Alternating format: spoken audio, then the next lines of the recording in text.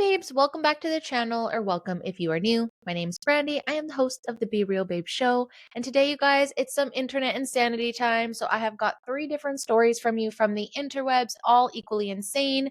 One story that is a follow-up from a very tragic incident of a father who left his daughter in his car last summer in Arizona. We have a follow-up on that case. I also want to talk about a bunch of lawsuits that are coming out about Ozempic. Now, Ozempic is something I've talked about on the podcast before. I'm not sure that I've really spoken about it on the YouTube channel. So we're going to dive into some lawsuits today and some warnings up written on the wall here for this medication that is being pushed all over this platform. Every single second, third advertisement has been about Ozempic or semaglutide. So let's get into that one. And then the last one actually kind of touches Canada. Touches probably wasn't the appropriate word, but touches on Canada as well as internet insanity, because there is new allegations in regards to one of the Trailer Park Boys' beloved character, Bubbles. So if you're interested in listening to those stories, stick around and we'll jump right in.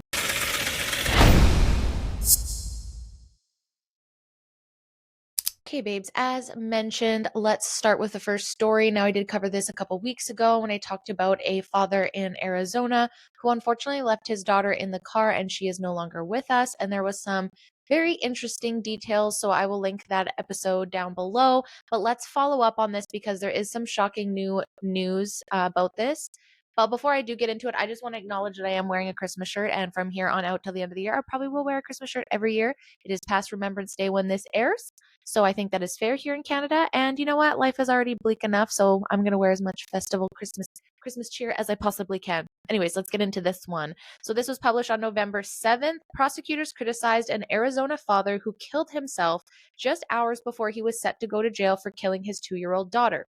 Christopher Schultes, 38, was found dead early Wednesday morning at the $1 million home in Phoenix he shared with his wife, Dr. Erica Schultes. He was supposed to begin a 20 to 30-year prison sentence for the second-degree murder of his 2-year-old daughter, Parker, who died after being left in a hot car on a 109-degree Fahrenheit day in July 2024. This is obviously extraordinarily complicated, and we extend our deepest sympathies and sorrows to all the loved ones who have suffered from the loss of this beautiful baby girl, Pima County Attorney Laura Conover said in a video statement. This little girl's voice was nearly silenced because justice was not served appropriately this morning, but it is not and will not be silenced due to the hard work of the people who work here at the Pima County Attorney's Office. Schultes took a plea deal in October, was set to be sentenced Wednesday, November 21st after reporting to jail on Wednesday. He was allowed to stay out on bail until Wednesday, when he would be taken into custody and used that time to plot his suicide. Someone also advised, I was watching Law and Crime, and there was a fellow on there that says generally they usually go to jail right away, or they're usually held in between this time for this exact reason, because people do either flee or end up killing themselves. And so I'm not sure why. I know there was a lot, like I said in the last episode, there's a lot of conversation of his wife kind of being behind him and asking for the time so that his remaining children could spend time with him. But I'm sorry, I also criticized that in the last episode because not to be this way, but he's a criminal and he's a danger, and he's proven to be a danger, and more is coming out. And this isn't just all that's coming out. There's another aspect that's coming out in this story, but I'm going to wait a little bit. I want to kind of let it burn and just see what's happening before I report on it. But there's definitely more here to this story with this human being. And unfortunately, there's a reason, obviously, why they detain people like that until their sentencing, until they go to jail, because, you know, these things happen. And now he's not going to serve his time, and the girls ended up losing their father anyways. So it's like, maybe if he went to jail, this wouldn't have happened. He'd still be out in 20, 30 years. They could have still seen him when he was in prison if that their relationship matters that much. But unfortunately, now they don't at all. Parker had been left in the hot car for more than 3 hours while her abusive father watched porn, played video games, and drank beer. Schultes left behind 3 daughters and his wife. He was supposed to begin his 20 to 30-year sentence, as mentioned, for second-degree murder. From this event happened in 2024. Conover spoke directly to the surviving family in her statement, saying to Parker's sisters, "May you be surrounded by love. May you receive all the support you deserve and need, and then some. May you know and believe that you can survive and thrive." She went on to say that she has seen similar victims go on to thrive in life, and that her team wishes that for them. And when you look back on this time as the years follow, may you not feel tied down by what happened here, but rather lifted up by your baby sister's wings from above. Texts between Schultes and Erica revealed leaving his children in the car for extended periods of time was a reoccurring pattern of behavior for him. As Parker was rushed to the hospital, Erica texted him, "I told you to stop leaving them in the car. How many times have I told you?" She later added, we've lost her. She was perfect." Schultes replied, "Babe, I'm so sorry. How could I do this? I killed our baby. This can't be real." Their other two children, then aged 9 and 10, told police that their father regularly left all three siblings alone in the car. Schultes took a plea deal in October and was set to be sentenced on November 21st after reporting to jail on Wednesday. He was allowed to stay out on bail until Wednesday, when he was to then be taken into custody and use that time to plot his suicide. Schultes moved from the house where Parker died to one in the suburbs of Phoenix, about an hour away. His wife, anesthesiologist Erica Schultes, 37, splashed $1.025 million on the stunning four-bedroom, 2,369 square foot home in April. I remember this happened in July 2024, so then she bought him a new home in April 2025. Schultes' protracted legal defense has not been cheap, as he pleaded not guilty last year and rejected a plea deal in March that would have let him off as little as 10 years behind bars. Just 6 months later, he had no choice but to accept a far worse deal for 20 to 30 years in prison on second-degree murder and child abuse charges. Erica was at work as an anesthesiologist at Banner University Medical Center, the same hospital Parker was taken to while her daughter was left in the car. She strongly defended her husband in court by calling their daughter's death a mistake. In addition to facing decades in jail, Schultes was sued last week along with Erica by his eldest daughter, now 17, for emotional distress, assault, battery, and fraud. That's what I wanted to tell you guys about, but we're not going to dive deep into that yet because it's still ongoing. Schultes was also allegedly abusive towards the eldest daughter, and she on one occasion called the police to say she was afraid to go home because she lost some money and was worried her father would hit her. Department of Child Services investigator wrote in their report that she told them she would frequently be slapped, thrown, have her hair pulled, have her head pushed into walls, and to be picked up by her shirt or her arm. Schultes eventually lost custody of the girls, and after her mother died earlier this year, she was instead given to another guardian.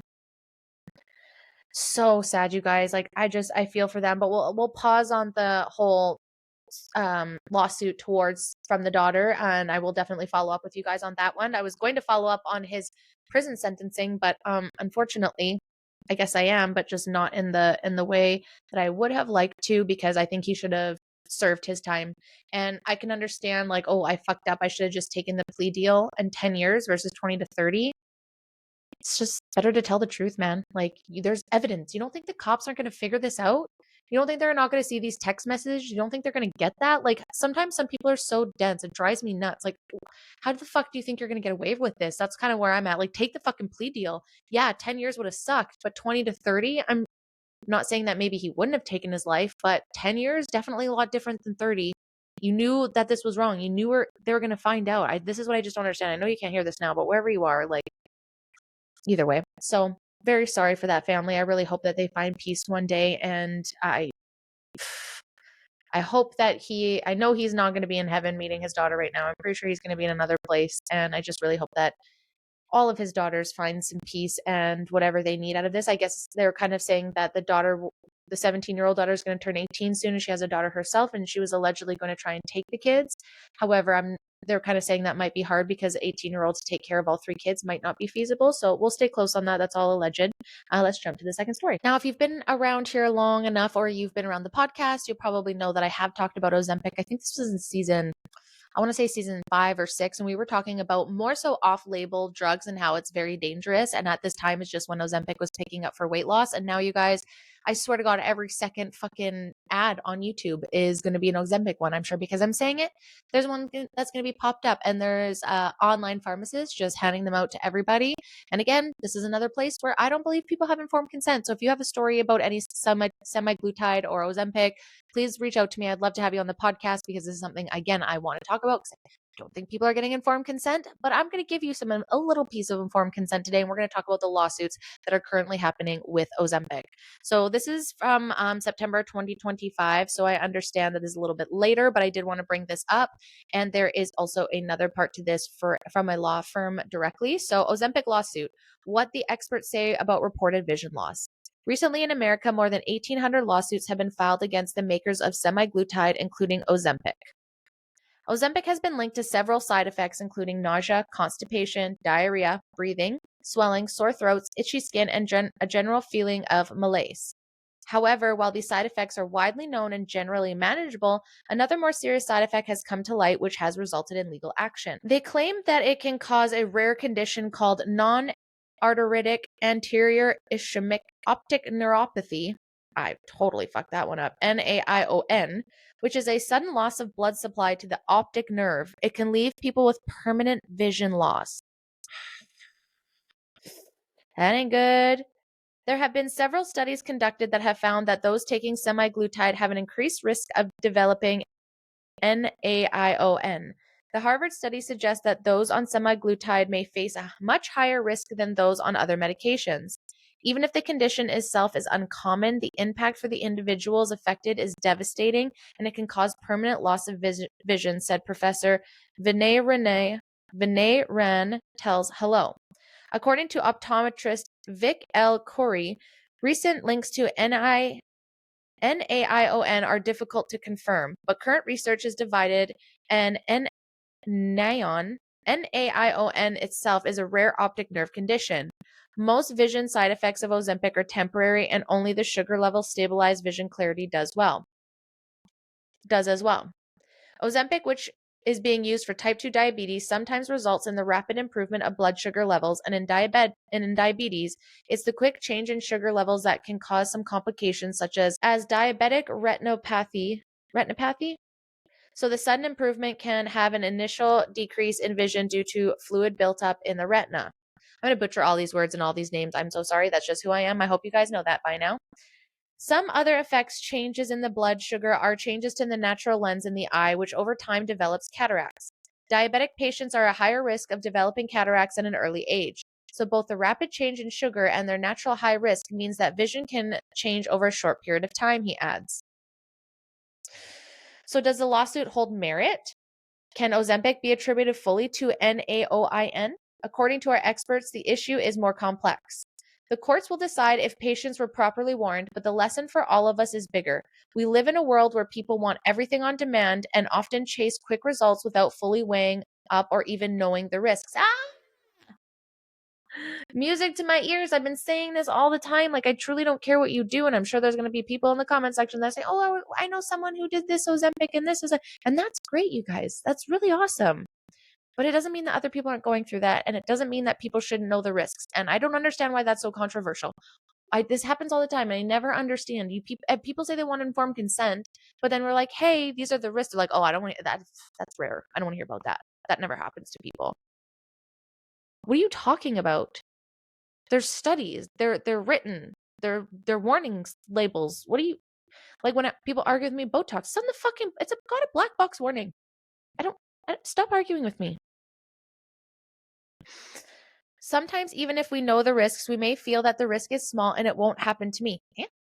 Diabetic patients are already at risk of vision change and loss. I don't think Ozempic alone will be detrimental. And that's the whole point, right? Weigh the risks, weigh the outcomes. And if your life currently is worse and those risks don't matter to you, then I guess you make the informed consent choice to do that. And then whatever happens, at least you know what the side effects are. So then you can stop the product or act on it or talk to your doctor or something like that. That is very simple, basic human need to have. I think we all deserve that, no? A part of vision loss, some users have experienced Ozempic mouth, where their mouth is dry and swollen. I mean, stoner mouth over here, you know what I'm saying? I get that. Ozempic face, where users experience rapid facial fat loss, and Ozempic smell, where you experience a dramatic shift in your sense of smell. Oh, you know where I was going with that, right? Ozempic feet, where you experience loss of fat or pain in your feet, or even Ozempic vulva, where the loss of fat is experienced in the genital area, causing sagging. You hear that, ladies? Did you hear that? Now, maybe that's worth it to you. But did you know that? If you are concerned about the side effects of semaglutide, contact your GP to discuss in detail. If you're currently taking a semaglutide and experiencing any side effects, always speak to your GP firsthand. Okay, and then the next article kind of backs this up, and then we'll get to the final. Then Parker Weichman, a national law firm, has now filed multiple lawsuits where the plaintiff alleged that he or she developed NAION after taking Novo Nordisk's Ozempic or Wegovy. So this was November 10th, 2025. Sorry, I keep looking over here. It's because I have two things going. Actually, I have three things going on here. So if you see me looking off, it's because I'm looking at my other screen and not the fucking camera. I will get this one day, you guys. Parker Weichman now has filed multiple lawsuits in New Jersey state court on behalf of victims who were prescribed Ozempic or Wegovy and developed NAION, an irreversible eye condition that causes partial and complete permanent vision loss in both or one eye, in one or both eyes. Most recently, on November 6, 2025, the firm filed a lawsuit on behalf of a Florida resident who developed NAION after taking Ozempic. There's our answer, I guess. See Martin versus Novo Nordisk Inc. Parker Weichman continues to file additional cases and urges individuals who have suffered serious eye injuries after taking these widely prescribed GLP-1 receptors agonist medications to contact them for free case review. These medications, originally developed to treat type 2 diabetes, have surged in popularity for weight loss. However, recent studies have uncovered a disturbing link between semaglutide, Ozempic or Wegovy, and NAION, a condition that causes permanent vision by cutting off blood flow to the optic nerve. Patients who took these drugs have reported sudden blindness, optic nerve damage, and other irreversible complications, raising concerns about the failure of drug manufacturers to warn consumers and medical professionals about the risk. I am warning you. I'm for the fucking 20 people. I appreciate you so much, the 20 people that are watching, anybody that watches my YouTube, but this stuff needs to get out. If you know people on semaglutides, on Ozempic, please forward them this. This is not fat shaming. This is not shaming of any kind. This is not me telling you have to stop it. This is not me telling you you shouldn't take it for weight loss. I don't know your situation. I don't fucking know. But do you know you can lose your eyesight? I'm not trying to be that way. But if there's other alternatives, wouldn't you want to try and take those? If a side effect could be you lose your vision, rare or not. I don't know about you guys, but I'm not testing my fucking luck with that. I don't have that kind of luck. A 2025 study published in JAMA Ophthalmology examined 9 patients who developed optic nerve disorders after using a GLP-1 medication, with the majority suffering from NAION-like symptoms.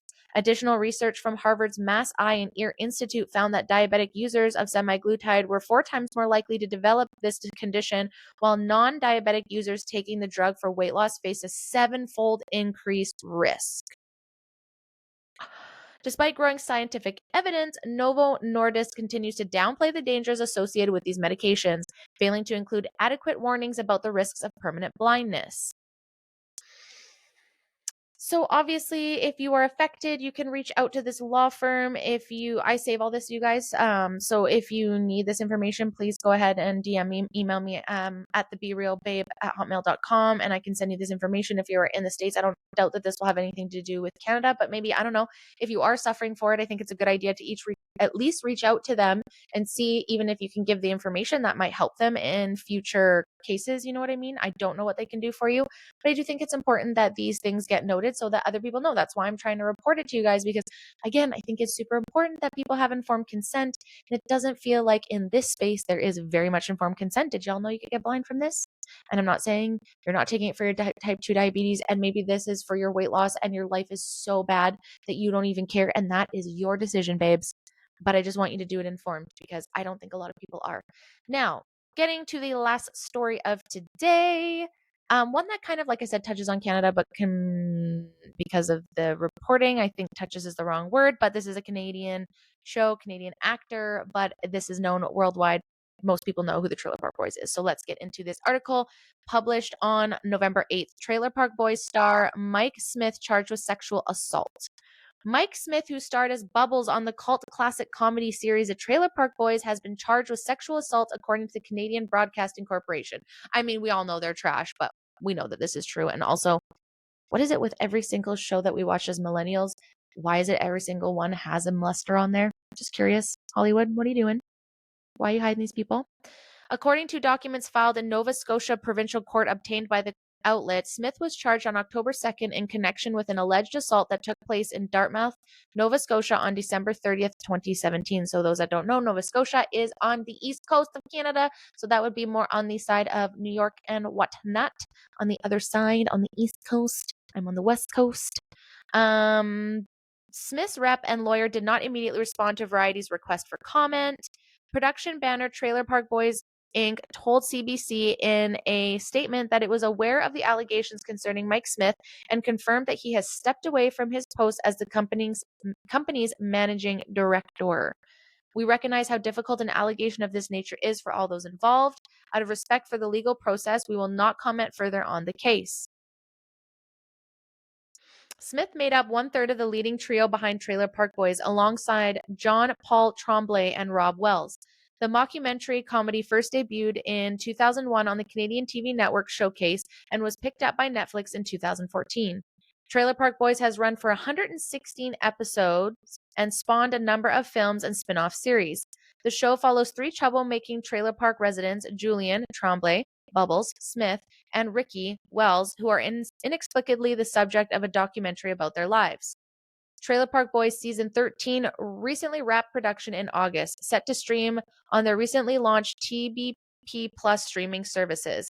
The 13th season is expected to debut in April 2026, coinciding with the show's 25th anniversary. Why is it always fucking Hollywood with the fucking perverts? Like, it never ends, you guys. It never ends. And I did take a break. I talked about America's Next Top Model last time. Okay, so I did take a break, and going into next week, I might do some Hollywood stuff. I might pass it back and forth between, I guess this was Hollywood stuff, but I mean more like light drama gossip versus like everyone's a pedophile, everyone's a criminal, which seems to be my case. But again, trying to bring all different elements and different stories for you guys. This is how my brain works. I can't niche down. I'm just always going to find random shit. And I hope that you guys like that. I feel like I could report on a lot of the other things of what catches and goes on YouTube, but there's so many good creators out there doing other things that I like to take different topics of all certain ways that I feel like society is just insane for putting people through so many different potential risks by doing things like plastic surgery, Botox fillers, and Ozempic, these kind of medications. Like, what are we doing here? I also think it's important to talk about the creeps because people seem to think there's not that many and they're fucking everywhere. And then thirdly, I like to follow up on criminal cases. And as you guys know, if you've been around here quite often, I do love watching me some law and crime. For those that maybe don't know, law was something I wanted to go into. I'm very fascinated by people that have fucked up minds criminally. But I tried to do the schooling and I just couldn't do it. It was way too fucking dry for me. I'm way too hyper and artistic for law, but I absolutely do love jumping into it. So this is a perfect way for me to jump into these things because, again, I find people's brains absolutely fascinating. And that's just how my brain works. So I hope you guys enjoy it. I hope you enjoyed this episode. Thank you so much for sticking around. It's going to be a hit and miss, you guys. I'm going to have episodes next week, but the following week when I'm in Hawaii, we'll see if I can pre-record some stuff. It might be just some fun, light Reddit stuff for the week just so that I have something to fill in, or I might just post some stuff from the past. We'll see, fingers crossed, but I do really want to take some time off to take vacation here with my spouse in Hawaii, and I'm very much looking forward to it. So one more week to go. Well, there will be more posts next week, but the week after that, we'll see. TBD. I will let you know. But thank you guys so much for sticking around and listening. I hope you enjoyed this episode. And until the next time, guys, bye. Thanks for watching. Make sure to like, subscribe, and turn on notifications. Until next time, bye.